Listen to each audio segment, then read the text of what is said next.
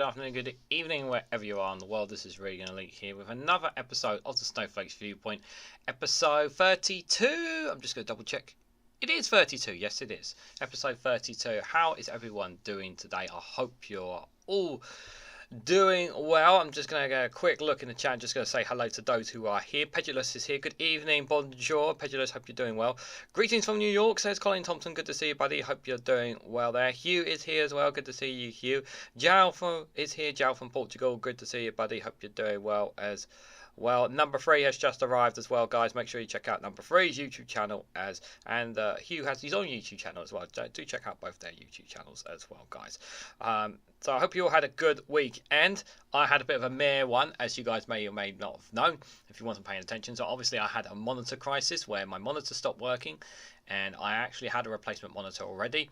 The problem is I couldn't get it to work, and I want to say, just on the record, I want to thank Lee Korn, who spent a good hour with me, or hour plus, on Saturday evening when we were supposed to be doing games night. He was on the phone with me trying to get it get this new monitor to work.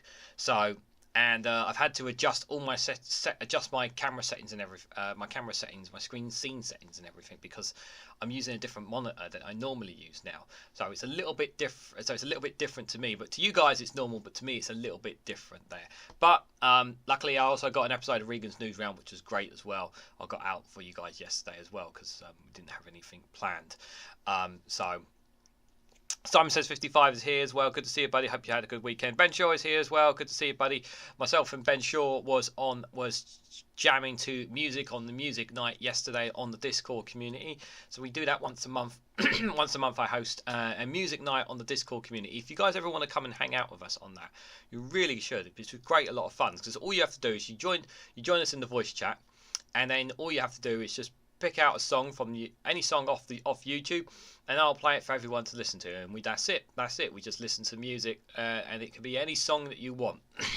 Any song you want, and we play it and we listen to it together, and we do that once a month on the Discord community. So guys, feel free to come and join us on there as well. And of course, every Saturday night you guys are also more than welcome to join us on games night, where we do some fun Jackbox games which are completely free. You don't even need to download anything. All you need is a second device, and you can join us for them as well. Feel free to come and join us on the Discord community. I'm actually thinking of doing, while you guys are here, I'm actually thinking of doing perhaps I'm doing an extra show or live stream or something exclusively to Discord, just to kind of get some more people interacting more on the community is what I'm thinking of doing as well. So that's definitely something that I'm thinking of doing. So we have so much to cover, guys. There's so many stories that have dropped. It's incredible. So let's go dive right into it. Good to see you, Lefty Boater, there as well. Hope you had a good evening as well. So this is the first one. This is the latest news, one of the latest news that's dropped from Sky News. So tougher rules for foreign workers, including ban on bringing families and raising minimum salary requirements. So the Home Secretary James Cleverly's plan comes amid Tory anger at the latest thwarting of the Rwanda deportation scheme in the courts, and net migration hitting 745,000 last year. Guys, if I'm speaking too low or too loud, or the microphones or whatever, just let me know, because I've got it a bit further away from me. So if you notice something, please let me know in the comment in the chat there, guys, because I will try and bring it a bit closer if I need to. This is not going to work. It's just, why are you making it difficult for people? We need more workers right now. Why are we making it more difficult? What's the benefit of this? Can someone tell me? I don't see the benefit. Why are we doing this? This is just to appease a small minority section of the right-wing conservative as well, which is kind of like, another reason to deter people from coming to the UK when we need workers. Like, this is not helping anyone. This is not going to solve anything, and it's just a small minority of people. And as I've said in my videos, guys, this is the media manipulating people into thinking that all their problems are resolving around immigration, and that's what they're trying to do, and that's what this is all about. So the new 5-point plan to cut immigration has been announced by the government, which includes banning care workers from bringing over their families and raising the minimum salary for a skilled work visa. So you're going to ban them from bringing their families. Well, that's one less occupation. As if, let's have less care workers. Why not? Let's throw the care section under the bus, because we're already doing that anyway, guys. James Cavalier has come under pressure since becoming the Home Secretary 3 weeks ago to show that he is taking a hard line on immigration. Conservatives are angry about the latest fraughting of the Rwanda deportation scheme in the courts and net migration hitting 745,000 last year. Well, you can get over the Rwanda deportation scheme because it's not going to happen. At least I don't think it will. Labour are going to scrap it anyway, and I don't think Conservatives are going to stay in power after the next general election. At least we hope not anyway. So. Today's 5-point plan, which is more robust than any previous government stance on migration, according to Mr. Cleverly, includes measures on health and care visas, skilled working visas, family visas, the shortage occupation list, and student visas. And here are the measures. Health and care visas. Overseas care workers will not be able to bring family dependents to end the abuse of the health and care visa. Care firms want to sponsor people for visa applications will need to be regulated by the Care Quality Commissions. A dependent is defined by the government as a husband or wife, civil partner or unmarried partner, and children under 18. I just think it's just in a case of just trying to, I don't see this making a.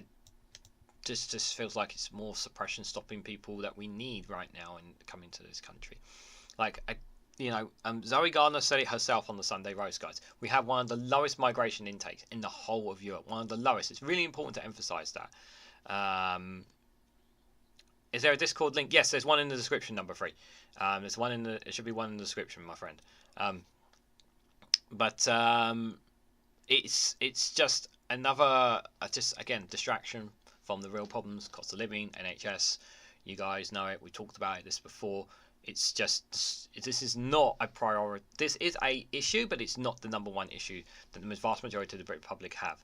But it is becoming a bigger problem for British public because the media are manipulating people into believing that the migration is the be-all to end all problems. So it's really important to make that emphasis. So skilled workers visa minimum salary change. The threshold for an application will rise by nearly 50% from 26,200 to 38,700, although health and care workers will still be able to earn less than applying for the route. I mean, I welcome the boost for the salary intake, but it's not going to be the end of the world. Yep, that's the one, Pedulous. Thank you. Yeah, Discord links in the description if you guys want to join on there. I mean, it's a welcome boost, but it's obviously not the biggest thing, obviously. So the other thing, shortage occupation list. The government wants to cut price shortage labour from overseas by reforming the way people working in short-staffed sectors can apply to come to the UK. This will include axing the 20% discount applied to the minimum salary for people looking for visas in shortage occupation. The types of jobs on the list will be reviewed and reduced. Again, why are we making it more difficult for people to come to the UK? We don't have enough people. We need more. We need more here. We just need more here. Family visas. The minimum threshold for a family visa will also be raised to 38,700 to ensure people bring dependents whom they can support financially. Currently, it stands at the 2012 rate of 18,600. Finally, student visas. Following the tightening of who could bring our family members on student visas earlier this year, the government will ask the Migration Advisory Committee to review the graduated route to prevent abuse and protect the integrity and quality of the UK higher education. This is just folly talk. It's not going to make. It's just not. It's small differences that aren't going to make an impact on stopping the boats, which is the whole point of what they're trying to do, aren't they?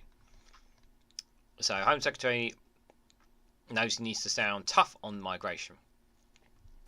It's an enormous important statement for the new Home Secretary. Barely 3 weeks in the job, and he is seeing his polling among Conservative members plummet as he faces pressure over legal and illegal migration. There is no such thing as illegal migration. Just make sure you understand that. It's just a rhetoric word. It's no such thing as illegal migration. Very important to make that. Today he addressed the former. The rise in the skilled worker salary threshold, a ban on health and care workers bringing dependents to the UK, and scrapping of the shortage occupation list are among the measures announced to curb net migration. The clampdown is seen as a win for the Immigration Minister Robert Jenrick, who is understood to be pushing for more hardline approaches. He's someone I wouldn't mind deporting to Rwanda. Just going to put that out there.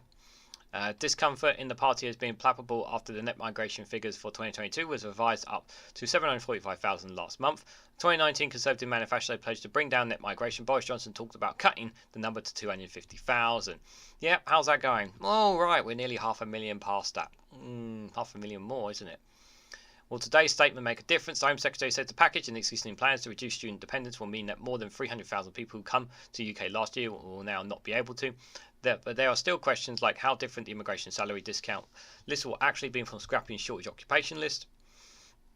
Excuse me. It seems like workers from abroad will still be able to undercut British workers from some sectors, which won't please the right-wing MPs. On the other side, there are of course concerns too over a workforce shortage and the needs to fill jobs, at least not in healthcare.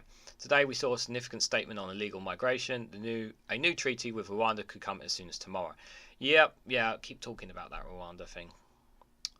The Home Secretary knows he needs to sound tough to appeal to his party. This could well be his most significant week yet. Mr. Cleverly claimed these measures, as well as previously announced measures on students, would mean that the 300,000 people who entered the UK last year will not be able to. He re-announced plans to raise the increase of the immigration health surcharge from £624 to £1,035. He told MPs, when our country voted to leave the European Union, we voted to take back control of our borders. Well, how well is that going? Not going well. Still, thanks to this Conservative government, what have you guys done? We now have a points-based immigration system with which we control who comes to the UK. Yeah, but you can't stop the boats coming to the UK, can you? You haven't stopped that, have you? And again, I have to emphasise the point. We have one of the lowest migration numbers in Europe. It's very important to make that caveat, guys. You know, they say loads are coming to the UK. It's nowhere near the amounts that are happening in other countries. Very important to make that distinction. It just sounds like that because that's what the UK right-wing media make it. They make it out like it's the be-all and end-all. Dave McGuinness, good to see you, buddy. Hope you're doing well. Guys, make sure you check out the two Davies as well, their YouTube channel. I'm sure you guys were... oh, God. Did I miss your show again? I did. I am sorry, Dave. I'm sorry, Dave. Terrible. I will... I did catch up with your last one, so... I have caught up with your last two, buddy, so I will try and make up for it, at least either tonight or tomorrow. I will do, buddy. Hope you're doing well, David. We prioritise these skills and talent need to grow our economy and support our NHS, and we have a competitive visa system for globally mobile talent. He added, immigration policy must be fair, consistent, legal and sustainable.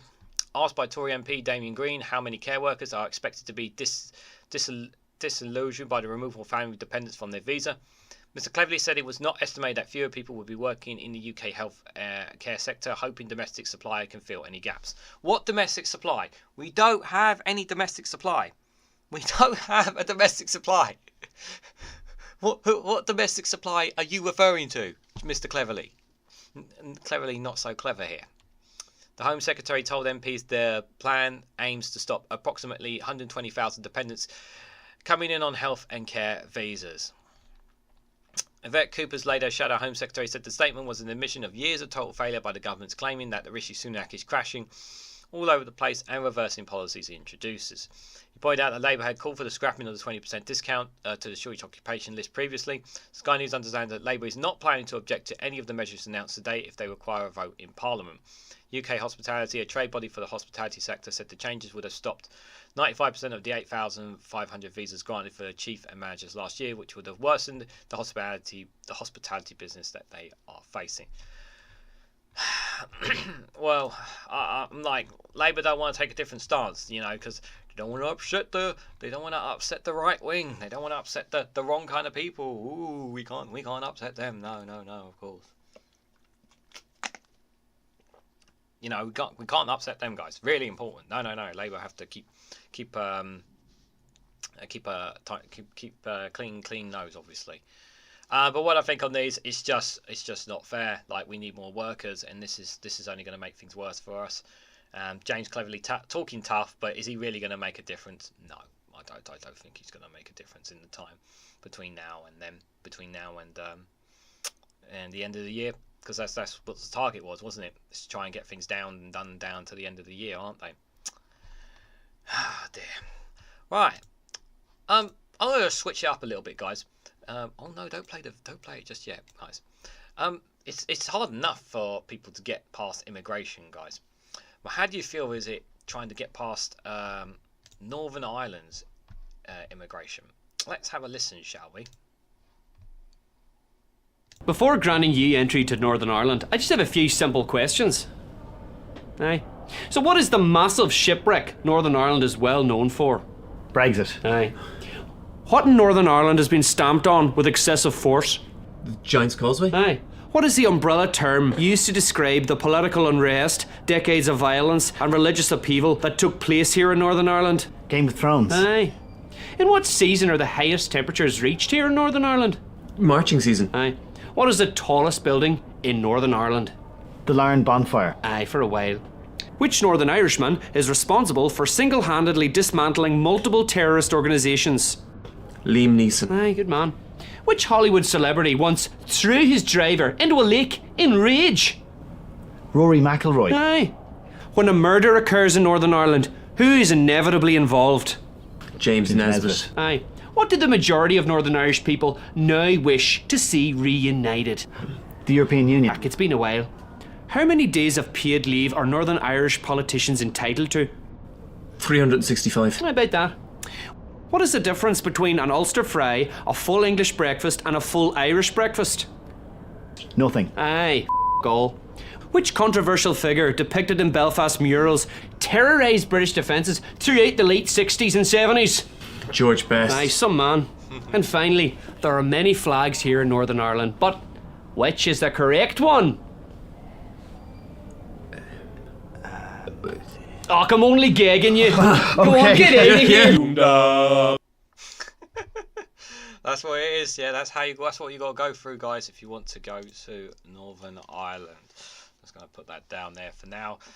Hi guys, Daily Blase, I saw you here. Hope you're doing well, buddy. Hope you're doing well. Hope you've had a good weekend as well. Good to see you guys. Good to see you guys. Right, so this I heard this story from Phil from A Different Bias and Robert Spear have covered this news on this.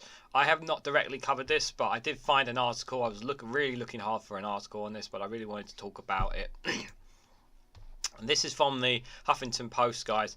So, outrage over government's plans to snoop bank accounts on benefit claimants. People receiving state benefits, child benefits, universal credit and social security benefits may face surveillance of their finances.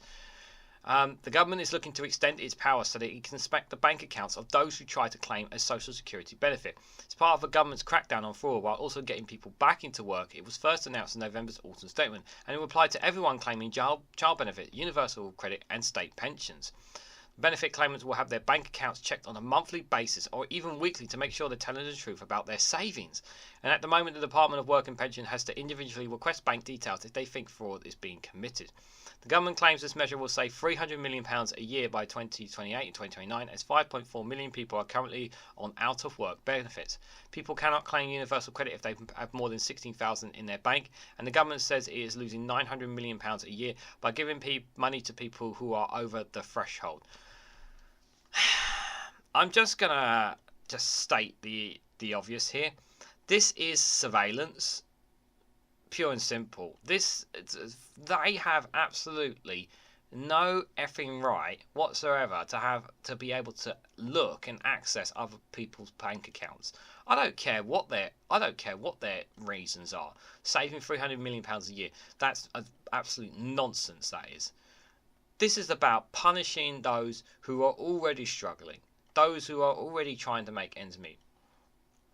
If anything, as it's been pointed out, we should be doing this on the rich. You know, we should be taking money out of the rich. You know, they've got more than enough money. You know, why are we not taxing them? No, we're going to punish the poor and the those who are down in the dumps, who are already struggling. It's Christmas time already, so it's already hard enough, yeah, for some people, especially the low incomes who have barely anything to eat. And this is what they want to do. They want to punish those who are out of work benefits. It's disgusting. It's absolutely disgusting. The Labour MP for East Ham, Stephen Tynes, raised the issue in the Commons on Monday, expressing concern over the extremely wide powers being given to ministers in the Department for Work and Pensions. Tim's, also the chair of Work and Pensions Select Committee, said the government was bringing these powers forward now with zero scrutiny and noted there are serious concerns about it. Let's hear what you actually have to say on the matter. Oh, it's 10 minutes long. I'm not going to be able to play it all now. I didn't realise it was 10 minutes long. I'm going to have to leave it then. So he basically says the new clause gives governments the powers to inspect bank accounts and anyone else claiming a social security benefit, child benefit. Why is the government bringing these powers forward now with zero scrutiny, basically? And they're obviously going to waffle, I imagine, on that. He quoted a child poverty action group saying it shouldn't be that people have fewer rights, including to privacy, than anyone else in the UK simply because they're on benefits. He added that it's quite surprising that the government is bringing forward such a major expansion of state powers to pry into the affairs of private citizens. Now, I have heard that Labour do plan to revoke this power. I have heard that. Whether they will or not is another matter. I will come to your guys' chat at the end of this little bit here. I'm increasingly puzzled as to why the government thinks it's the appropriate way to act, Tim says. Every single one of us, this measure will give the government the right to look at our bank accounts without suspecting that we've done anything wrong, without telling us that we're doing it. He said this proposed legislation seems incapable of being defended, judging by the government's response. The clip of this speech has been shared on an account X for rocked up over. Yeah, this guy, if you have Twitter, guys, follow this Twitter account. I've highlighted him a few times on some live streams. I'll probably try and put a link in again because I didn't put his link in again. He like Haggis on X gets some really good stuff there. But just before I come to you guys in the chat, obviously, people's rights are being taken away from them. I've talked obviously in videos today, and I've got another one tomorrow about protesters and unions and their rights are being taken away from them, thanks to the legislation that has been changed by the government. Our democratic rights are being eroded from us every day, and people aren't seeing it. And they think that what's happening is okay, and it's not. It's really, really bad, guys. It really is. And we should be greatly concerned about these issues.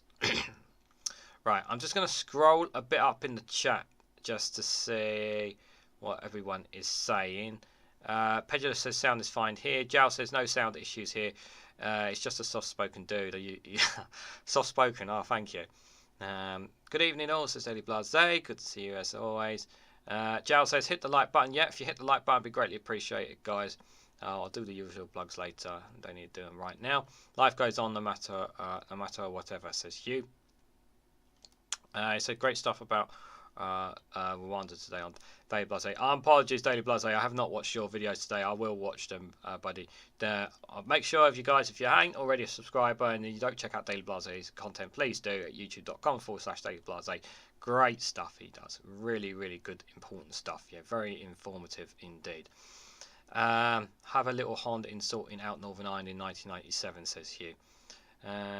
Everyone's saying hello to each other. Simon says to Pedro, it's clearly a waste of money. They just play poor when it comes to those who really need it. Yeah, it is pretty horrible. Sorry being for pragmatic, but around here people on benefits have to provide these details in order to receive benefits. Needing help needs to be proven to avoid fraud. I get that, but being able to access the people's bank accounts, I think that's too I think that's just too much in breach of too much surveillance. I feel, where is the line, I think, is the question we need to be asking ourselves, and I think that's a line too far, if I'm honest, Jao. Colin Thompson says, where is the surveillance for UK citizens with funds in Swiss bank accounts or Caribbean bank accounts? Good question, but obviously good luck asking the Swiss that we want access to seeing their bank accounts. The Swiss will just laugh at us. They're a neutral country and they're not going to be doing that. The issue with the UK is that the government is intrusive and does not respect human rights, and everybody, rich and poor, gets watched, says Jal. Yeah, indeed. The tax service watches over all. There are no non-dom creatures. That's unique British fabrication, says Jal. Everyone's saying good evening still. Jal says rephrasing, the UK does not respect human rights and we're using banking watching to use against its people and monitor them. That is unacceptable. Yeah, definitely. Let's ignore the real fraud and take it all if they could. Yeah. Oh no, it's all good, Daily Blase. No, all good, buddy. Yeah. So it is pretty scary stuff to say the least, guys. Okay, so the next one, guys. Obviously, before I talk about Sir Keir Starmer's speech here, a bit about his speech, saying that Labour's not going to be turning on the spending taps. He says. I just want to highlight something, obviously, the story that's been going around, because I haven't directly covered it. And that is Sir Keir Starmer praising Margaret Thatcher. And I really want to put this out there because I really want to get my point over on it, because I think it's really important. If you explicitly listen to what the Guardian says or what right-wing medias are saying, they're saying that he praised Margaret Thatcher. If you actually go out of your way and read the exact quotations of what he said, he's not specifically praising Thatcher, but more of what Thatcher done is that she changed the United Kingdom. She changed the direction that the UK was going. I don't approve of what Thatcher did at all. Nobody approves of what Thatcher did. What she'd done was vile. But at no point in that article, as I see, where he directly said Thatcher was a great Prime Minister or she was a great woman or anything like that. I did not see in the article Keir Starmer specifically saying that. So it's very misleading by the right wing to say that he was praising Margaret Thatcher. It's very important to make that caveat. Phil from A Different Bias was bang on the money with his video on the point. Someone else on the far left side, not going to name that person, but got it completely wrong when they covered it. Shout out to Big Madge as well, because he saw the trap, the booby trap that was coming, and he saw that the trap was there to spring on the hard lefties there. He saw the trap and avoided it, so good on Big Madge. He's a very smart man. Definitely check out his channel, Big Madge Studios, if you haven't already, guys. He does some really good content there as well. But even he sees, for someone who he is one of the biggest critics of Labour and Sir Keir Starmer, and whether you agree or disagree with him, he has very good valid points when it comes to that as well. But even he can, reading up on it, like those who do go out their ways to read up on it, knows that he wasn't directly praising Thatcher, and it's a very important distinction to make there. However, doesn't mean to say that we let Labour off the hook just because he didn't praise Thatcher. It's very important that we hold their feet to the fire, just like we hold the Conservatives. Of course, we want the Conservatives gone, and we all want that to happen, but that doesn't mean that we should give Labour a free pass into power as well. We should always try to hold those who are going to be into power, and those in power held into account. So, Labour won't turn on the spending tax, says Keir Starmer. Well, they're not going to, in all seriousness, looking at the numbers, they're not going to be able to, and the way the economy is going to be left, based on the last budget, it's not going to look good at all. So I think it's a bit, to be honest, I think it's a bit obvious that they're not going to be turning on the spending taps. However, I have no problem if they borrowed more, if it meant, fixing the economy as well. But I just hope they don't follow too much in. I really hope they don't follow completely in what the Conservatives are doing, because otherwise everyone's just going to get more madder. I really hope not. But so Keir Starmer has warned that the UK faces huge constraints on public spending if his party wins the next general election. He said anyone expecting a Labour government to quickly turn on the spending taps would be disappointed. It comes as a think tank claimed the average household in the UK is more than £8,000 worse off than those in countries such as France and Germany. £8,000 worth off. Think about that. An extra £8,000 could be in your pocket. Think about that. Growing the economy will be an election battleground for both major parties. The cost of living in the UK has put the economy at the centre of political debate as inflation and the high interest rates put pressure on household budgets. The Resolution Foundation released a report on Monday claiming that the toxic combination of slow growth and the high equality was straining the living standards, the low and middle incomes of Britain well before the cost of living crisis struck. The think tank, which focuses on improving living standards, has made a series of recommendations ranging from increasing investment in public services and improving transport systems and housing outside of London. Prime Minister Rishi Sunak has already made economic growth one of his key pledges, but he's not given details. He keeps saying we've got to grow the economy, but won't say anything, won't say how you're going to grow the economy. Blue Tories out, red Tories in. It does pretty much look that way at the moment, David. I'm not going to lie. It does feel that way. I mean, the way I try to think of it as you have two rotten apples. One is more rotten than the other. You're going to take the less rotten apple at this point, really. I think that's the best way that I try to think of it. And try to be optimistic. I think it's the best thing. I mean, I know it's not what we want. I mean, I personally want the Green Party, but I can't. I mean, I am going to be voting for them because I'm in a Labour stronghold anyway. But we have to tactically get out the Conservatives. 13 years of them has been too much, if I'm honest. Hello, Solara the Cat. Good to see you, buddy. Hope you're doing well. The think tank, which focus on improving living standards, makes a series of recommendations ranging from increasing investment in public services and improving transport systems and housing outside of London. Prime Minister Rishi Sunak, yeah, I've already said that, haven't I? Yeah, I did. Mr Hunt told the conference that his decision to make tax cut from businesses investments aimed at improving the UK's productivity. The only way in the long run is that you can raise the living standards by raising productivity, he said. While the UK has not slipped into recession, there have been concerns over weak growth. The most recent official figures show the economy failed to grow between July and September after the succession of interest rate rises increasing borrowing costs. In his speech at the conference, Sakir argued that decisions taken by the government and the previous Conservative administration over the past 13 years will constrain what a future Labour government can do. We are in a hole, there's no doubt about it, he said. And he's absolutely right. We are going to be in an absolute hole. Getting ourselves out of it is going to be an absolute nightmare. Alistair Keir is here. Good to see you, buddy. Hope you're doing well. Taxes are higher than at any time since the war, none of which was true in 2010. And never before had the British government asked its people to pay so much for so little, the Labour leader said. Sakir added economic growth will have to become Labour's obsession if we are to turn around the economy, which he admitted has not always been the Labour Party's comfort zone. He said the economic growth must better serve working people and must raise living standards in every community. Yeah, it's one thing to say that, but action is a necessity. These are saying the right things, but doing them is another thing. Last month, Labour was forced to deny claims it would further water down its flagship Green Prosperity Plan after a senior source had suggested to the BBC that the level of investment previously promised to 28 billion pounds a year might never be reached. In June, Shadow Chancellor Rachel Reeves said the 28 billion pledge would not be met at the beginning of the Labour term of government. A senior source in Labour leader's office said the decision was made because of the state of the public finances. We don't know what the finances are going to be when they come into power, but there's no doubt it's not going to be good. State pension too, yeah, state pensions, of course, yeah, number 3, of course, that's also an important thing. Asked whether a Labour administration would avoid cuts to government department budgets, Sakir said he was not in the business of cutting the funding. Public services did require reform. But Conservative spokesperson said Labour's policy presents a major risk to the British economy at a time when the cost of borrowing is so high. That's because you guys have been borrowing and not taxing the effing rich. That's why. They are just.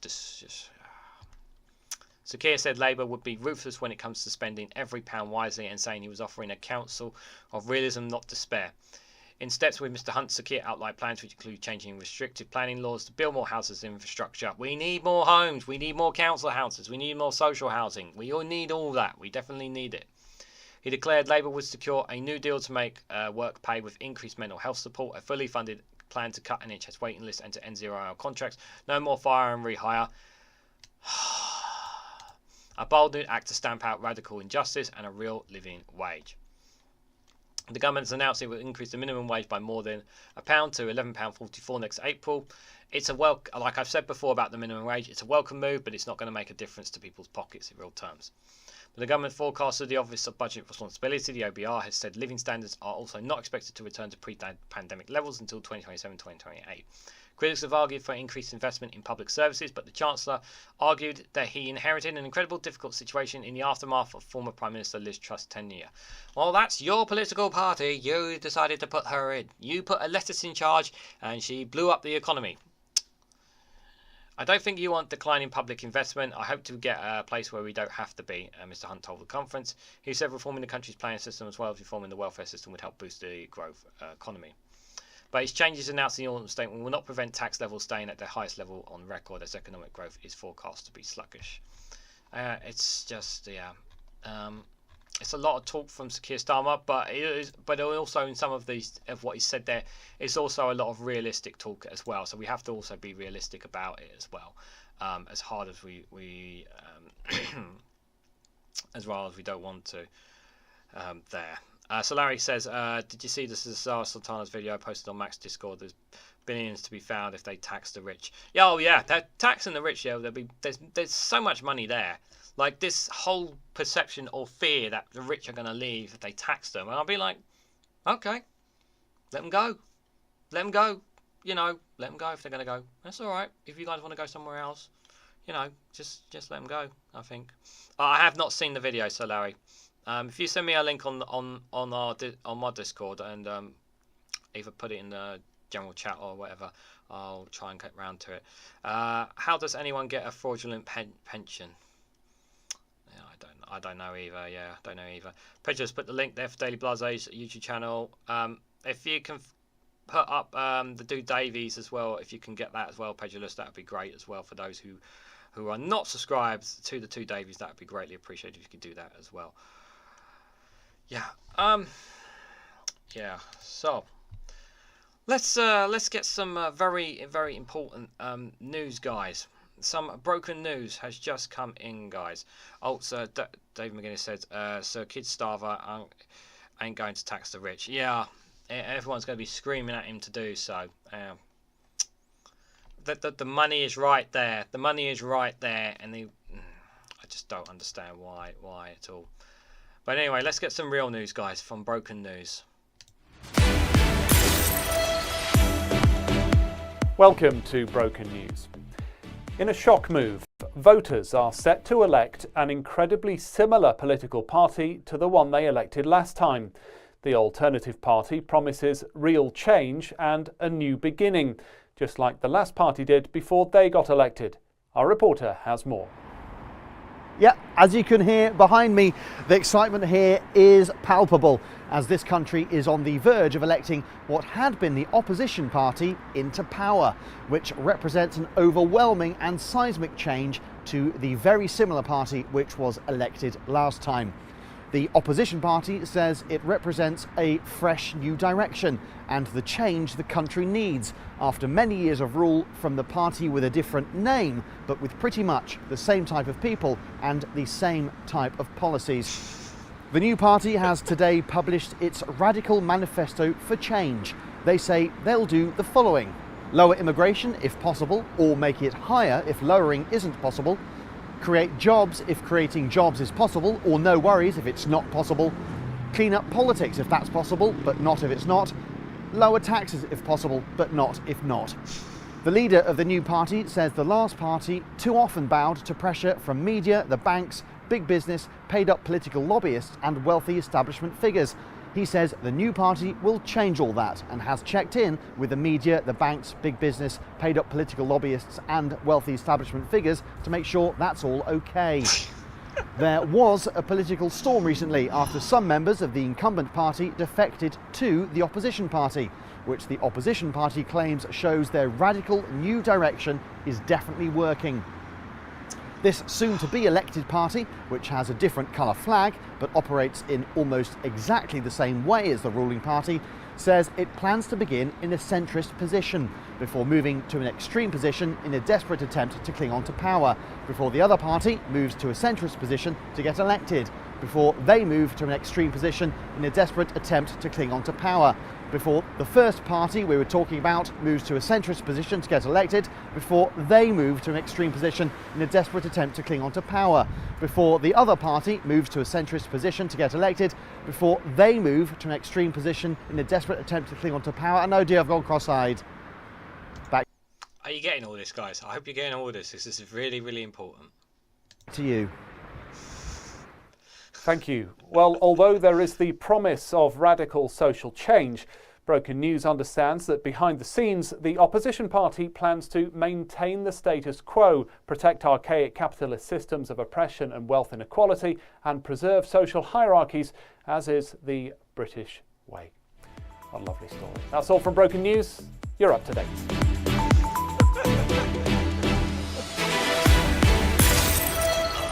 Broken News.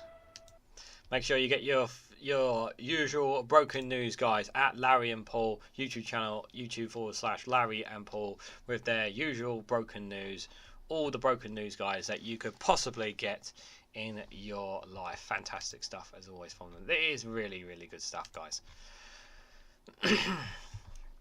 So the next topic I've got, what are we on for? Just want to make sure this is on the right one. The next one I've got here, excuse me, is an exclusive from The Independent. This is a very concerning one. Obviously, this ties into what's going on in the Middle East. So, the exclusive headline reveals that the police are investigating claims that Jewish children are prevented from getting on London buses. The two alleged incidents come after the Met says anti-Semitic attacks in London increased by 1,353% since Hamas's attack in Israel.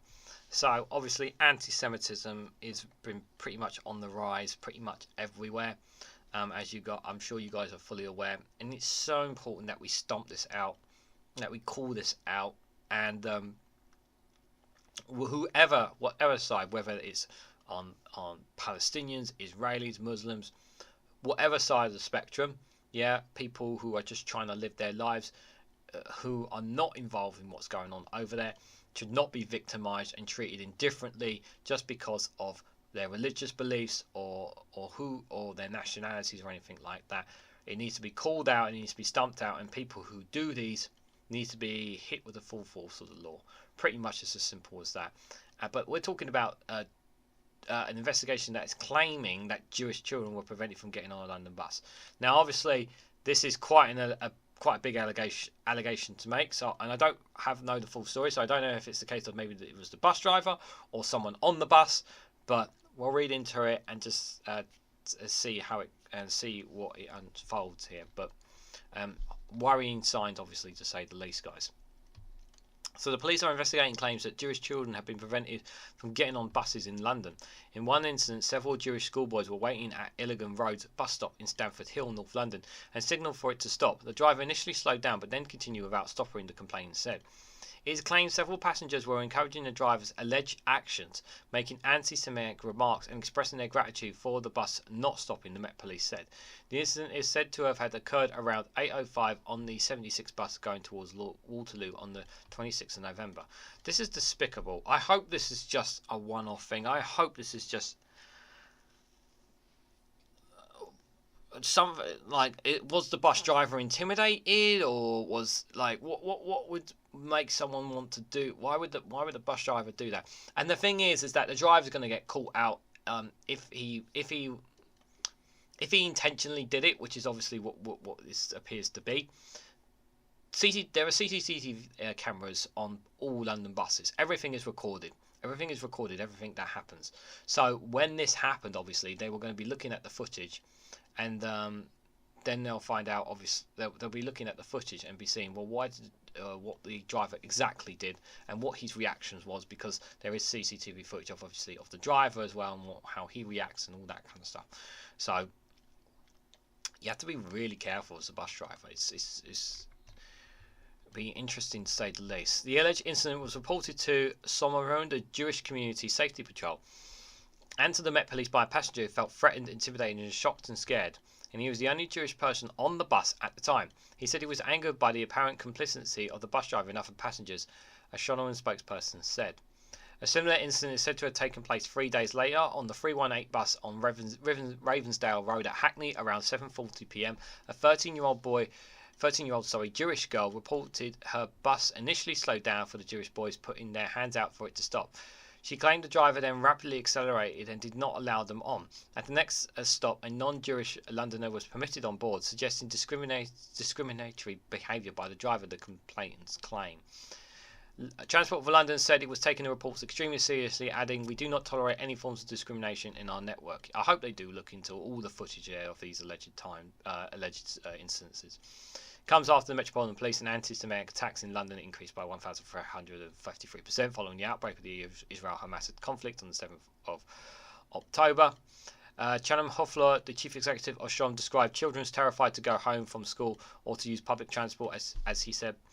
We're talking about kids waiting at bus stops to go onto buses. Bus drivers said that Jewish people waiting for buses, and they say, "No, you are not getting on," and drive off. It's happening all over, at supermarkets and clothes stores. They say, "We are not serving you Jewish people." We are seeing it all over London, and it's unfair. Why should we suffer like this? Our children don't know what is happening in the Middle East. They don't have TV. It's not their fault. Exactly. This is a very important distinction.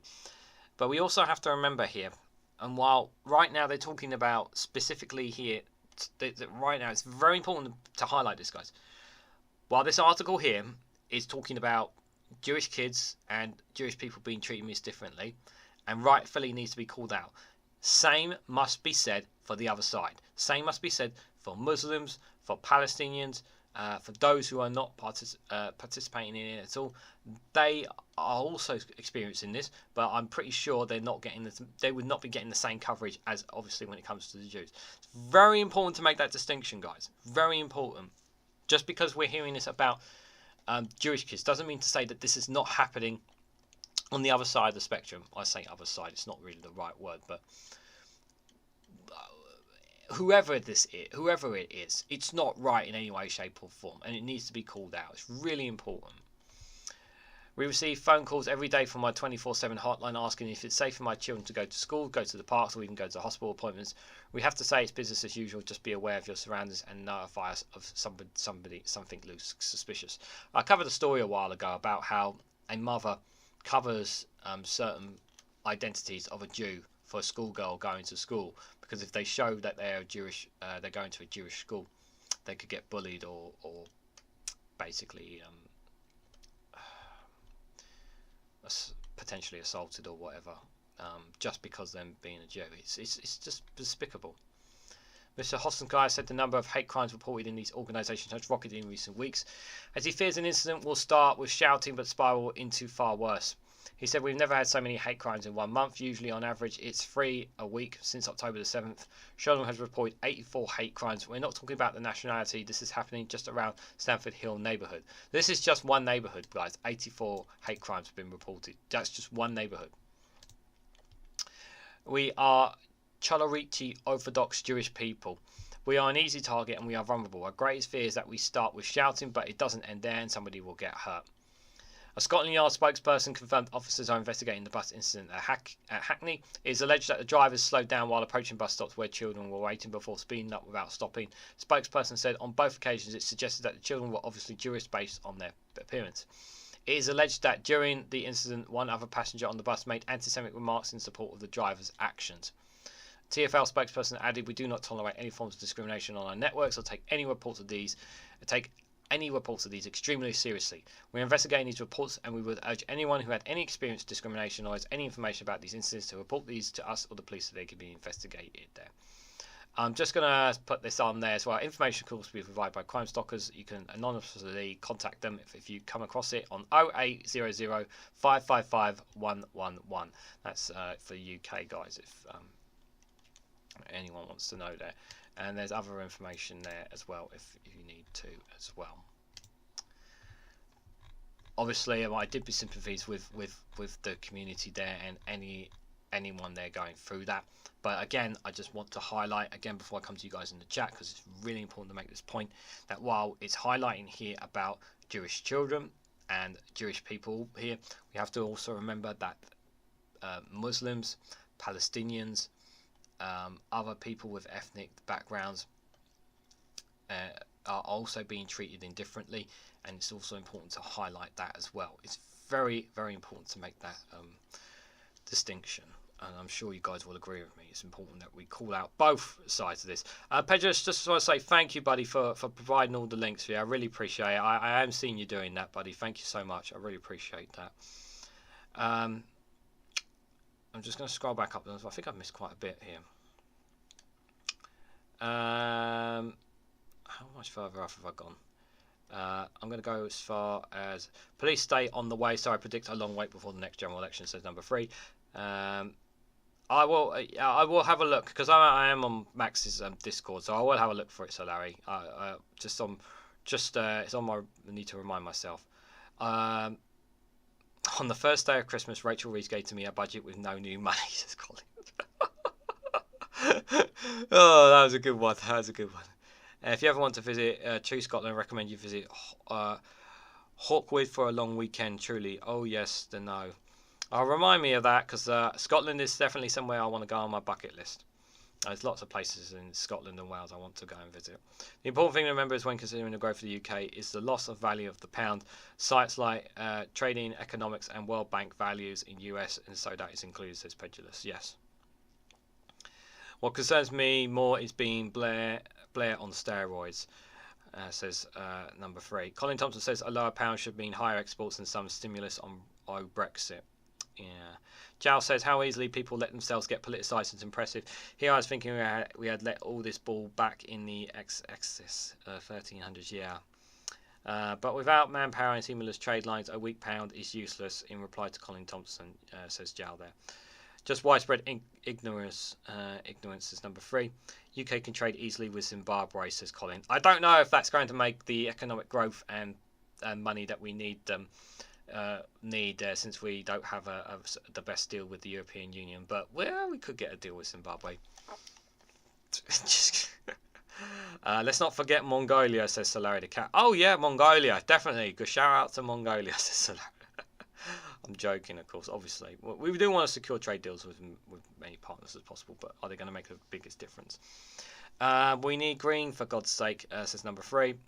2 degrees hits again, so much for 1.5, says number 3. Yeah, looking that way with the climate change. History has shown again and again that rich people do not leave this country when taxes are increased. They have women who want to stay with their circles and children who do not want to leave. Yeah. I'll page us there with the links to the 2 Davies YouTube channel if you're not already subscribed. Jal says, okay, I can sell to Mongolia, but it costs me 20 euros. I can barely get 2 euros profit from it. It's about the same as selling to France across the channel. A huge Brexit benefit, all right. Yeah, pretty much, yeah. Joke, Rishi Sunak walks into a bar, asks for a lemonade. The landlord says, you're barred.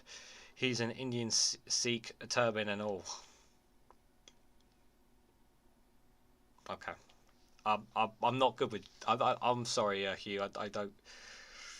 I'm not sure if that's supposed to be funny or not, but if I did ruin the joke, I apologise. Mongolian beef in the UK, says Colin. And not to forget, I would get less there, say, than 15 euros from selling to France, says Jow. So Larry the cat, 3 years of economic got me this far, working for a living. Many Tories do not know what it is, it seems, says Jow. You guys still talking about Mongolia. You guys have got an obsession with Mongolia. Didn't they write the themes for CSI, right, says Colin Thompson. I don't know where you guys are going now. UK fact check policies has its account suspended, says Ben Shaw. Oh dear, why did they do that? Chasing Jewish people because of something happened in Gaza and they live and work here. What the heck is wrong with people, says Joe. Yep. Yeah. Left, right, and chill. Yeah. Yep, us Scots are treated like second-class citizens, and we are one of the biggest, larger ethnic minorities in Imperial Britain, says David McGuinness. Yeah, you are. Yeah, and it's just, yeah, it's ridiculous. And Taiki Aki's tour, REGANELITE, we will not forget it, that's for sure. Well, I'll have to be on my bucket list now. We're all down with animals, JM, until we are taught and trained to be civilized human beings. Yeah, indeed, guys. Right, so I've got 2 more articles left for all you guys. This exclusive dropped. I'm pretty sure, I don't know how many of you are aware of this exclusive, but this is a worrying one. So Sellafield nuclear site hacked by groups linked to Russia and China. This is an exclusive from The Guardian. So they had exclusive reveals that malware may still be present and potential effects have been covered up by the staff, the investigation reveals. So more Russia and China influence inside the United Kingdom. What a surprise. Let's read into it before I give my thoughts, just so I can get my head around this. So the UK's most hazardous nuclear site, Sellafield, has been hacked into by cyber groups closely linked to Russia and China, The Guardian can reveal. The astonishing disclosure and its potential effects may have been consistently covered up by senior staff and the vast nuclear waste and decommissioning site the investigation has found. The Guardian was discovered that the authorities did not know exactly when the IT systems were first compromised, but sources says breaches were first detected as far back as 2015. When experts realised sleeper malware software can lurk and use to spy or attack systems, has been embedded in Stellarfield's computer networks. So this has been as far back as 2015. That's a long time. What's that? 8 years ago? Wow, so it's been 8 years. So they've done well to keep it quiet from the public. It is not known if the malware has been eradicated. It may mean some of Stellarfield's most sensitive activities, such as moving radioactive waste, monitoring for leaks or dangerous material, and checking for fires, has been compromised. Sources suggest it is likely foreign hackers that have access to highest, I cannot say that word, of confidential material at the site, which sprawls across 6 square kilometres, 2 square miles of Cumbrian coast, and is one of the most hazardous in the world. I don't like that. Yeah, I don't like that. Can we have less nuclear plants and more wind and solar, please? Can we not? Did you guys hear, just before I go any further, do you remember there was a story about Kimi Bakanock saying that why can't we build pylons in the sea? Did you guys hear that? She generally asked that question when there was a story about that we for the UK infrastructure we needed to build more pylons to get more electricity around, and her suggestion was, why can't we put them in the sea? Just gonna let that sink in. The full extent of any data loss and any ongoing risks to systems was made harder to quantify by Sellafield's failure to alert nuclear regulators for several years, sources said. The revelations have emerged in Nuclear Leaks, a year-long Guardian investigation into cyber hacking, radioactivity contamination and toxic workplace culture at Sellafield. The site has the largest store of plutonium on the planet and is a sprawling rubbish dump for nuclear waste weapon programs and decades of automatic power generation. I don't like nuclear weapons. I don't like hearing all this stuff, guys. This is making me very uncomfortable. And the fact that potential hackers potentially linked to Russia and China does not make me feel comfortable either. Yeah, I'm not liking this at all. Yeah, so that's a picture of the site there if you guys are curious. To be fair, I don't think we need to look at that, if I'm honest. Guarded by armed police, it holds emergency planning documents to be used should the UK come under foreign attack or face disaster. Built more than 70 years ago and formerly known as Windscout, it made plutonium for nuclear weapons during the Cold War and has taken in radioactive waste from other countries, including Italy and Sweden. Why are we taking their radioactive waste? Questions. Question mark, question mark, question mark. Were we given a lot of money to take it? Something tells me we was. The Guardian can also disclose that Sellafield, which has more than 11,000 staff, was last year placed into a form of special measures for consistent failings on cyber security, according to sources at the Office for Nuclear Regulator, the RNR, and the security services. So just simply update the security services. Oh wait, they probably don't have any money. That's probably the reason. The watchdog is also believed to be preparing to prosecute individuals there for cyber failures. The RNR confirms Sellafield is failing to meet its cyber standards, but declined to comment on the breaches or claims of a cover-up. The spokesperson said some specific matters are subject to ongoing investigations. We are unable to comment further at this time. Chatty Rat is here as well. Good to see you, Chatty Rat. Hope you're doing well. Windscout has always been a dysfunctioning nuclear plant solution. Changed the name to Sellafield. So they changed the name to make it look like it's all okay, and it's not. Yeah, that's probably what they did, guys. Windows XP was actually a decent operating system. It was, Jow, because I did have it myself at one point. I did have it myself at some point. In a statement, Sellafield also declined to comment about its failure to tell regulators, instead focusing on the improvements it said it has made in recent years. Labour Shadow Secretary of State for Energy Security and Net Zero, Ed Miliband, said he was a very concerning report about one of the most sensitive pieces of energy infrastructure. It raises allegations that must be treated with the utmost seriousness by government, he said. The government has a responsibility to say when it first knew of these allegations and what action it and the regulators took place to provide assurances about the protection of our national security. The problem of insecurity servers at Sellafield was nicknamed Voldemort after the Harry Potter villain, according to a government official familiar with the RNR investigation and IT failings at the site. Because it was so sensitive and dangerous, it involved highly sensitive data that could be exploited by Britain's enemies. Sellafield servers network was characterised by the official as fundamentally insecure. The scale of the problem was only revealed when staff at the external site found that they could access Sellafield's servers and reported it to the RNR, according to an insider at the watchdog. Other concerns include external contractors being able to plug memory sticks into the system while unsupervised. In one highly embarrassing incident last July, login details and passwords for security IT systems were inadvertently broadcast on national TV by the BBC One Nature series Countryfile. Other crews were invited into the secure site for a piece on rural communities and nuclear industry.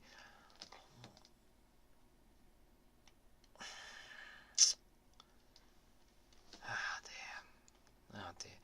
Caffrey is here as well. Good evening, Caffrey. Hope you had a good weekend. Oh dear, guys. This is like, why don't you just let Donald Trump walk in there and grab some files and walk out? Like, it's just... The RNR has prepared a notice of prosecution for Sellafield on cybersecurity. Cyber problems have been known by senior figures at the nuclear site for at least a decade, according to a report dated back from 2012 seen by The Guardian, which warns there were critical security vulnerabilities that need to be addressed urgently. So they knew about it. How much did the government know about this? Did the government was aware of this? If the government were aware of this, why did they not handle it? Oh, that's right, austerity. We need to cut back. Yeah, because, austerity. That's probably their reason for not doing anything. it found that security resources at the time were not adequate to the police and internal theft from staff, let alone react to significant increase from external threat. More than a decade later, staff at Sellafield, regulators and sources within the intelligence community believe systems at the vast nuclear waste dumps are still not fit for purpose. They also believe to be there was a deliberate effort by senior leaders to conceal the scale of the problem posed by cybersecurity problems at the site from security officials tasked with testing the UK's vulnerability to attack in recent years. This is the subject of potential prosecution. Security officials also concerned that the ONR has been slow to share its intelligence at cyber failings at Sellafield because they indicate that its own scrutiny has been ineffective for more than a decade. The latest annual report from the ONR stated that improvements are required from Sellafield in other sites in order to address cybersecurity risks. It also confirms that the site was significantly enhanced attention for this activity. The ONR said it found cybersecurity shortfalls during its inspections and noted that it had taken enforcement action as a result. Such as the scale of the cybersecurity concerns, some officials believe entirely new systems should be urgently built on Stellafield's nearby emergency control centres, a separate secure facility. Among the highest sensitive documents stored at Sellafield are disaster manuals, plans that guide people through emergency nuclear protocols, and what to do during a foreign attack on the UK. These documents include some of the learnings from the variety of sensitive operations, which include exercise reassurance in 2005 and irregular Oscar exercises, which were aimed at testing the UK's ability to handle a nuclear disaster in Cumbria. The RNR was also concerned by the fact that external sites could access Sellafield servers in an apparent cover-up by staff that could be interviewed terms under caution. The Sellafield board held an inquiry into the problem in 2013 and that the ONR warned it will require more transparency on IT security. Cyber attacks and cyber and espionage by Russia and China are among the biggest threats to the UK according to the security officials. The most recent National Risk Register, an official document that outlines the key hazards to the UK could face, including the cyber attack on civil nuclear infrastructure. Attackers from hostile states have targeted allies in the Five Eyes intelligence sharing community in recent years. The US has been attacked with its government agencies, including its energy department, targeted via file transfer software in June this year. My God. The UK cyber wing of GCHQ, which has offices in central London and is part of its domestic intelligence network with headquarters in Cheltenham and Gloucestershire, warned that the heightening risk of cyber attack on critical national infrastructure from Russia and China. Growing government concerns over Chinese involvement in UK's critical national infrastructure has resulted in the Chinese state-owned energy company CGN being removed from the Sidewell C nuclear project in Suffolk and Hawaii projects being stripped from the heart of telecommunication networks in recent years. Well, the Hawaii stuff was pressure from the American government, really, more than anything. I think it's pretty obvious to put that one. I think that's a very important remark to make there. That has reversals of spells close to Anglo-Sino relations, which culminated in the then Prime Minister David Cameron hailing a golden era between the countries and drinking beer with the Chinese Premier Xi Jinping in a Buckinghamshire pub in 2015. Oh, the days of drinking with the Chinese President. Chinese Premier, excuse me. Rishi Sunak's government has championed expanding the country's nuclear industry. After the energy crisis picking up where his predecessor Boris Johnson left off, earlier this year the then Energy Secretary Graham Sharp launched Great British Nuclear, a body designed to provide new nuclear power plants, a generation of new nuclear projects which will ultimately require an expansion of Britain's decommissioning activities here. So what is this, guys? I'm going to switch the camera here just so we can have a look, just so I can have a better look. So this is the current status of the world's nuclear reactors. This is the number of nuclear reactors by year that the construction started, coloured by in 2023 status. So there's ones that are decommissioned, shut down, suspended, operational and under construction there, highlighted in colours there.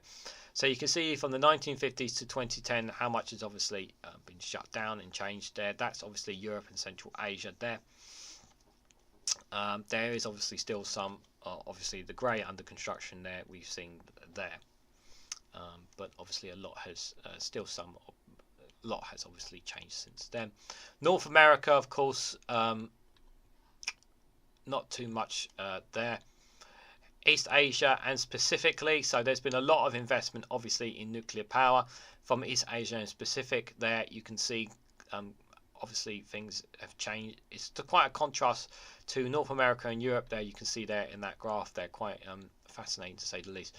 And others like outside of other nations that have been doing it have also invested in nuclear energy. So the source is obviously, so for those who are asking where the Guardian graphic is, the source, just going to swap back to this one, source is from the International Atomic Energy Agency Power Reactor Information System. The note that the other regions include Latin America and the Caribbean, South Asia, Middle East and North Africa, and Sub-Saharan Africa. That's just for those cases you want to know where else the information is coming from. Nuclear decommission, which a large share of which is done at Sellafield, is one of the biggest drains on the UK government's annual business department budget. The site costs about £2.5 billion a year to operate. Decommissioning is such a huge long-term bill that was examined as a physical risk to the UK's economic health by the spending watchdog, the Office of Budget Responsibility. It is estimated it could cost as much as £263 billion to manage the legacy of the UK's nuclear energy and weapons industry. 263 billion. We're talking American money there. I've never heard a figure in the UK like that. 263 billion. Bonkers. This figure shifts widely depending on how future cash flows calculate, and the OBR has warned that the long-term cost of Sellafield could vary as much as -50 to +300%. Sellafield spokesperson said, "We take cybersecurity extremely seriously at Sellafield. All of our systems and servers have multiple layers of protection. Critical networks that enable us to operate safety are isolated from our general IT networks, meaning an attack on our IT systems would not penetrate these. Over the past 10 years, we have involved meeting the challenges of the modern world, including greater focus on cybersecurity." So great that the Guardian has had to bring up this exclusive article showing that how screwed up, your cybersecurity is. Just going to point that little caveat in there. We're working closely with our regulator. As a result of the progress we've made, we have agreed routes to step down from significantly enhanced regulation. An R&R spokesperson says Sellafield Limited is not currently in meeting with the high standards that we require in cybersecurity, which is why we have placed them under significant enhanced attention. Some specific matters are subject to ongoing investigations, so we are unable to comment further at this time. Prior to publication, Sellafield and the R&R declined to answer a number of specific questions, or say Sellafield Follower network has been compromised by groups linked to Russia and China. Following publication, they said they had no records to suggest Sellafield networks have been successfully attacked by state actors in the way the Guardian described. So that's an important caveat there. Spokesperson for the Department of Energy Security and Net Zero said, "We are expecting higher standards of safety and security at former nuclear sites are dismantled, and the regulator is clear that public safety is not compromised at Sellafield. Many of the issues raised are historical, and the regulator has for some time been working with Sellafields to ensure necessities improvements are implemented. We are expecting regular updates on how this is progressing." Whew, so it tells me it's not good. It's not good. This is very worrying, guys. Very worrying indeed. Just while you're here, before I just going to put how the lamp is still here. I don't know why it's still here. Alex, guys, can you let Alex from Political X know his lava lamp, I think, he's still here. Why has he not come and collected it? I don't know. Mind you, he is in a trip in Europe at the moment, I believe.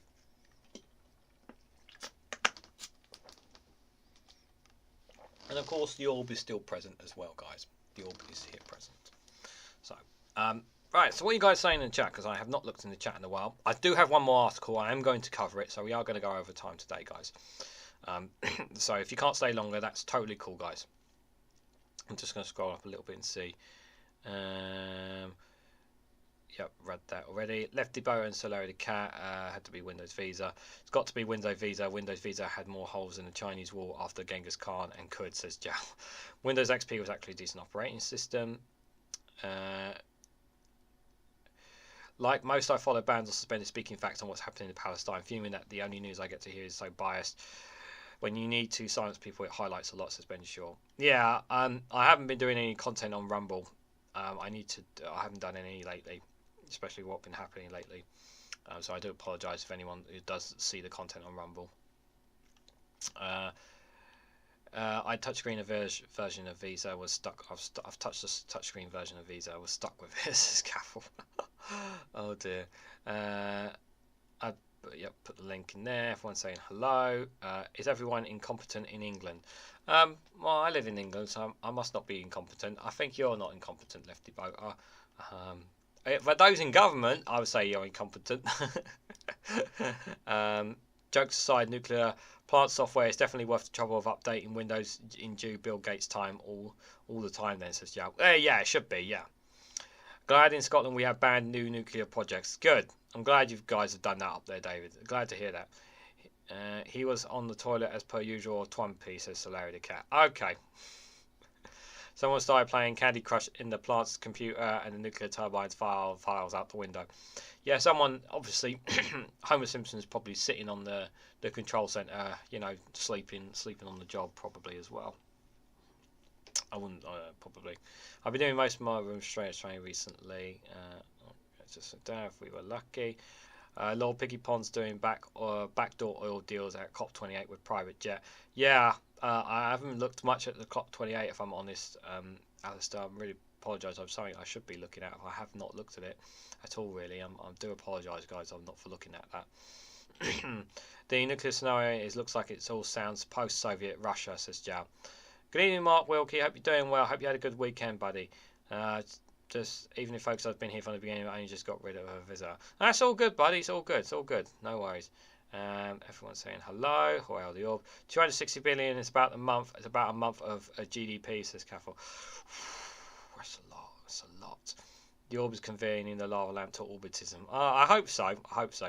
Meanwhile, the government hands over a nice contract to Platinum to have millions of people's personal info for you to sell to your private medical insurance, mate. Yeah, that story has been going. That story has been rumbling for a while. I've covered stories on that for a while, so Larry. It was definitely coming round. To be fair. Mad Monk says, who's arrived, says, oh dear, REGANELITE is going along with the All Sorts tour. I have no idea what you're talking about there, Mad Monk, but I hope you're doing well, buddy. Hope you had a good weekend as well.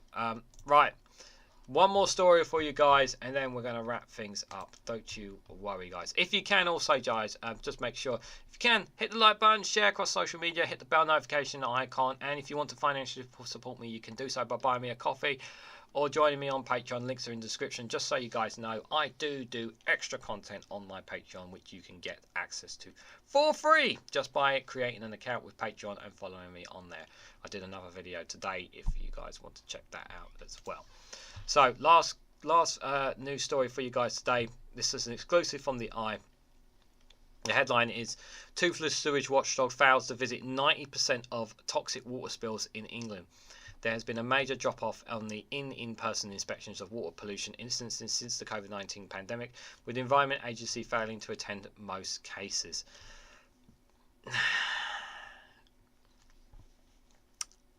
Can we still blame Theresa Coffey?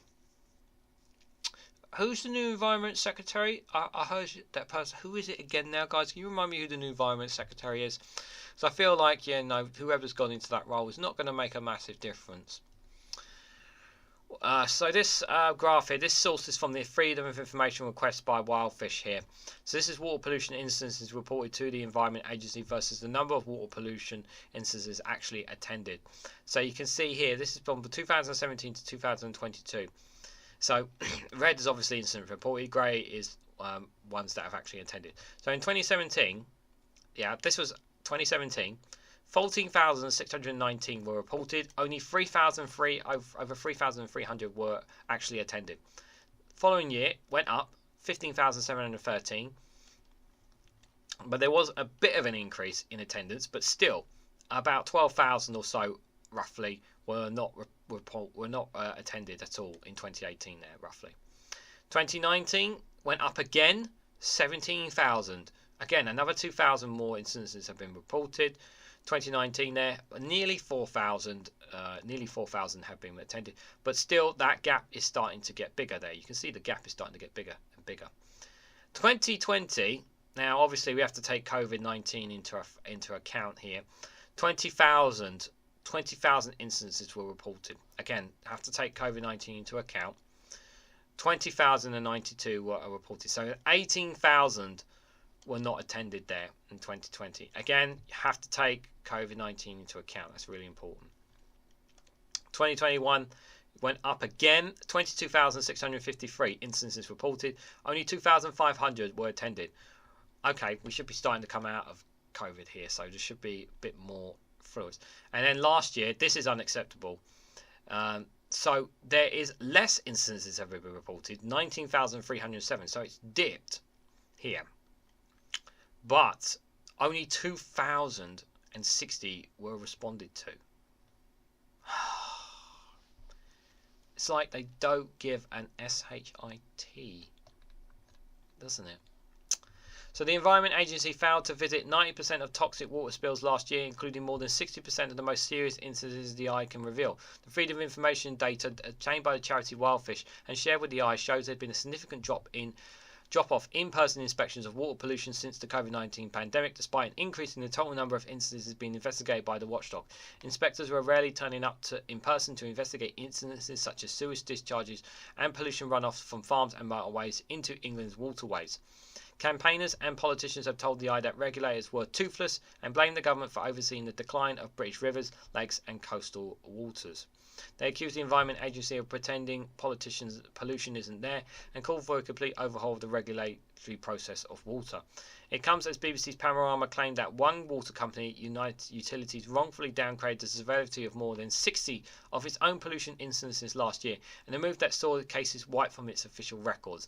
So they've even tried to cover up as well, as if that wasn't bad enough. They tried to cover it up. The downgrades were reportedly signed off by the Environment Agency without inspectors attending any of the instances. United Utilities deny the allegations. I have to say they are allegations. Now the eye can reveal the extent in which environment agencies have scaled back in-person inspections of water pollution across the country since the COVID-19 pandemic. Pollution instances are divided into 4 categories, from Category 1, most serious, to Category 4, little to no impact. Instances are given initial categorisation when reported, but these can change after inspection. In 2022, Environment Agency inspectors attended just 2,060, 10.7% of the water pollution instances reported to them in what were initially classified in categories as 1 in 3. These instances included 161 visits, that's 35%, to Category 1 instances, 861, that's 23%, and Category 2 visits, and 1,038, 7% Category 3 visits. We don't need to look at that picture, it's already bad enough as it is, guys. Unsurprisingly, the number of Environment Agency visits to water pollution instances dropped off significantly during the COVID-19 pandemic. Like I said when we were reading it, that made sense, obviously. However, the latest figures show that visitors remain at this level since 2022, despite the ending of lockdowns. Again, they haven't brought the numbers back up. Why? Why have they not brought the numbers back up? What's the reasons for it? In-person visits were down almost 50% in 2022 compared to 2019, despite a 10% increase in the number of incidents being investigated by an Environment Agency. Figures also show that pollution spills caused by water companies were being visited at a rate below the average, with the Environment Agency visiting just 5% of these cases in 2022, including 36% of Category 1, 15% for Category 2, and 3% for Category 3. Guy Lingus-Adams, solicitor at Wildfish, says, sadly, this shows that the Environment Agency has continued the decline of its performance that began in the early 2000s.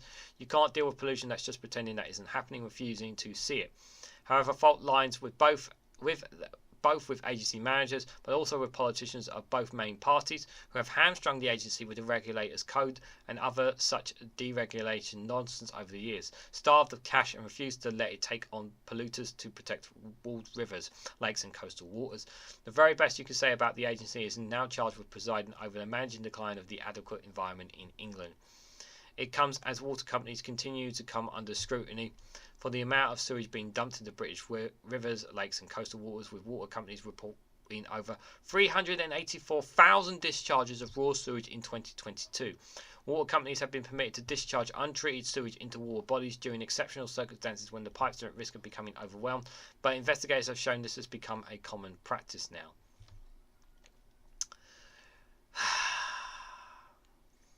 It's the poop Maori, says Larry the Cat. United Utilities are the worst, says Lefty Voter, yeah.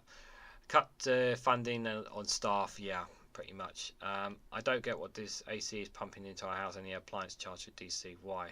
Says Mad Monk. Yeah. I feel like the same. It was a kid feeling the same. My nose under the surface rocks and it's like the fall of the USSR, isn't it? Says Lefty Boa. Pylons are required for AC supply W, which is a high voltage efficient distribution, and is stepped down for local supply. DC cables can now be used instead, which the cables are being shown underground. Yep, that's Coffee's fault as the key. There's more pollution than water, says Jal. Yeah, it's not good at all. Yeah. I'm not going to read that bit just because of time, guys. Stuart Sellington White, head of campaign at the Angeline Trust, described the Environment Agency as toothless. Guys, if you want to see any of the articles I covered today, the links are all of them in the description if you want to see any of the articles for yourself. He said the regulations of the water sector is completely broken and that was time to sweep away the current system. Labour Shadow Environment Secretary Steve Reed said the government was willfully turning a blind eye to corruption at the heart of the water industry, and he said his party will strengthen regulation to make sure every single water outlet is monitored.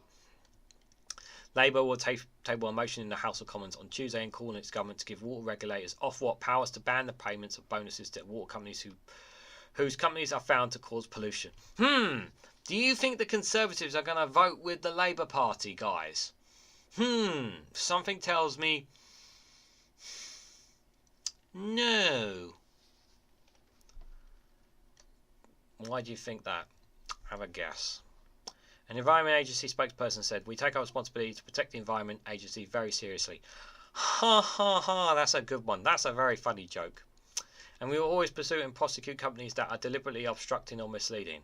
That's another good joke. And I have to say these are funny jokes that they're making because they have done bugger all. And they're letting our environment down. They're letting our coastal waters down. They're letting our seas down. They're letting our British nature wildlife down with this. Specifically England, obviously. But you guys in Scotland have got it good. We assess and record every incident report we receive between 70,000 and 100,000 a year. We respond to every incident and attend those where there is a significant risk. And we are increasingly able to use off-site data checks and technology from a range of different monitoring sources to assess them. We are strengthening our regulation of the water industry by expanding our specialised workforce, increasing compliance checks and using new data and intelligence tools to inform our work. We will also soon have new powers to deliver civil penalties that are quicker and easier to enforce. Again, it's all well and good talk, guys, but is it going to make the difference? Something tells me probably not. I don't really have much hope in that. I'm just going to have a quick look in the chat. Nothing's any more added. Tory ladies like us more, it's true. They like Elvis Presley song. Hugh, what on earth are you talking about, buddy? Okay. Alistair Keir is obsessed with money in the chat there for some reason. Okay, you guys are in your own world. So guys, I've got one more funny video, guys, to see us out, obviously. Some guy from Portsmouth apparently wants to talk to us, apparently. So we're going to listen to what he says before I hit the outro video. But guys, just before I want to say, before you guys go, just want to say a massive thank you to everybody who's come along. Greatly appreciate. Great to see you guys chatting in here in the chat as always. Really do appreciate everybody's love and support. And I hope you guys are staying nice and warm this Christmas. I really do and sincerely mean that. I really do for you guys. Obviously, I've said it before and I say it again. Please look after yourselves. If some of you guys may be having, Christmas is obviously supposed to be a wonderful, positive time, but for some people it's not that, and it's the exact opposite. So if you're ever feeling that way, guys, and you ever want to talk, come on Discord and drop a message or say something on there. You guys are more than welcome to do that. Of course, my Discord, my Patreon is also open for messages. So if you ever want to message me on there, you can do that as well. But guys, I just want to say a massive thank you to everyone who's come along again. If you can, obviously hit the like button, be greatly appreciated. Share this across social media so it gets more eyes on the product, guys. And if you hit the bell notification icon, because that's really important, you'll be notified of when I upload a video or when I go live. And of course, if you guys want to financially support me, which would be greatly appreciated because I am not working at the moment, you can do that by either buying me a coffee or joining me on Patreon for just £2 a month. Yeah, that's all it is. If you want to financially support me on Patreon, you're more than welcome to do so. Magmonk is one of those fantastic Patreon supporters, and he gets access to very special content, and I hope he enjoys it. So thank you, Magmonk, for supporting me. I greatly appreciate it, buddy. Just a couple of things, just a couple of quick caveats, guys. I am looking at trying to do a special live stream, obviously a bit closer to Christmas.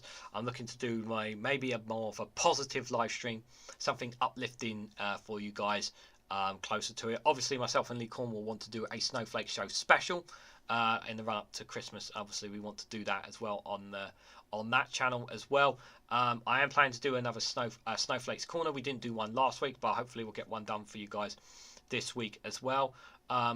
Schedule is pretty much the same. Obviously, our content pretty much is all ready for tomorrow, guys. So hopefully you guys find that informative and helpful for you as well. As for what's happening with me and in terms of finding work, guys, I've made a decision that I'm going to wait until next year before finding work at this point. I am okay, like I've said, I am okay financially for now, but obviously I do need to get back into work. Obviously, I can't rely just on any buy me a coffees or Patreon. And at the moment, guys, I'm about less than 100 subscribers away from being able to apply for YouTube membership. So guys, if you're not a subscriber, if you can subscribe, really does greatly appreciate it. Get me one step closer to it. This channel's come a long way, and you guys have really helped it. Not just you guys in the chat, but lots of fantastic YouTubers who have highlighted and promoted the channel. And I can't thank you guys enough for all the love and support. You guys have been absolutely freaking awesome. So thank you all so much for it, guys. So without further ado, let's go see our friend, this crazy guy from Portsmouth, guys. Like I said before you go, make sure you look after yourselves, take care of yourselves, and remember, don't be afraid to speak out if you ever need to, guys. So here he is, the nutter from Portsmouth. Oh, sorry, my apologies. All hail the Orb, and please let Alex know his lava lamp is still here. Please let him know, guys. If someone on Max's Discord community can highlight this, it's still here. Yeah, I don't know how long that's going to be here. But, yep, all hail the Orb. So I do apologise for not showing the Orb there right before the end. But, yep, here we go. Here's Colin from Portsmouth, guys. Colin from Portsmouth is on the line. Hello, Colin. Disgusted, Anthony. Absolutely disgusted. What's happened this time, Colin? You sound crimson. My grandson's primary school are doing their nativity play, right? Yep. They're having a pregnant migrant woman crossing a border with her husband who isn't even the dad. Oh, God. And we're supposed to be happy that they're given a warm place to stay. It's bad enough primary schools have gone woke, but they're brainwashing children at Christmas. They've made Jesus' mum a refugee. It's nothing sacred. You said this exact thing last year, Colin. It happened again. Which is proof that Sunak's disastrous policy on small boats isn't working. Ugh. Rachel tried all she could. She really did. Well, you know, I don't think they had a floating barge in Bethlehem. And that's the problem. Fighting age, of course. Well, Typical. he's 8. He's 8, Colin. You know, that beard's drawn on, I think. And It's what does cotton that wool. say? I've said to the school, I've told them, can you put a knife in the donkey before it leaves France in the first place? You Right. know, deflate it. But they told me to take my concerns to Fiona Bruce for a more sympathetic ear. Things would be 10 times worse under Labour. This would be 10 times worse under Labour. Yep. Yvette Cooper would create a safe route in Brussels so donkeys could swarm over in their droves, and there'd be kids' murals on the walls to make Jesus feel welcome. Yeah. Woke schools need to remember that there's a time and place to learn compassion for those less fortunate, and it's not Christmas. Anyway, mate, thanks for having me on. Love to the family. Love to the family, Colin. Love to the family. Have you got an advent calendar this year? Oh, yes, I made it myself. 24 pictures of Penny Morden. Lovely. Okay. Colin. Penny Morden? Good God almighty, people. God, how many pictures of her holding a sword does he have in that calendar? We will never know, guys. Guys, thanks so much as always, and I hope to catch you all very, very soon.